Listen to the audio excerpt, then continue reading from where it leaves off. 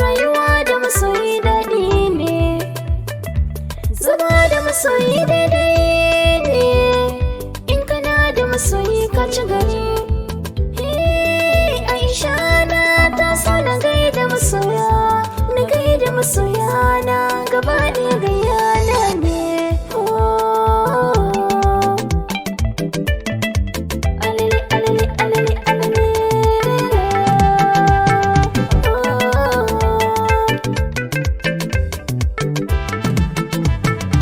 Zama da masoyi daɗi ne, na gaida masoya daidai ne. Tilas na fito da fitata don na barge masoyana, sannan na tsaya da kafata don na karrama gobe na. Ni yo juyi da jikina don na nuna kuzarina, gada ku nake jama'ata ba na so mu rabe in kun gane. Gani nan Aisha, gani nan, gani nan masoya, gani na zo.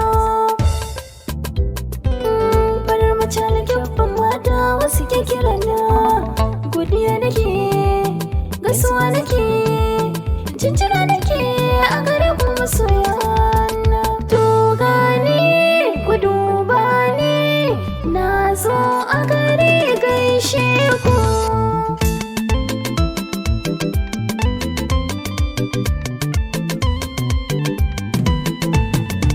Alele alele alele alele alele alele alele.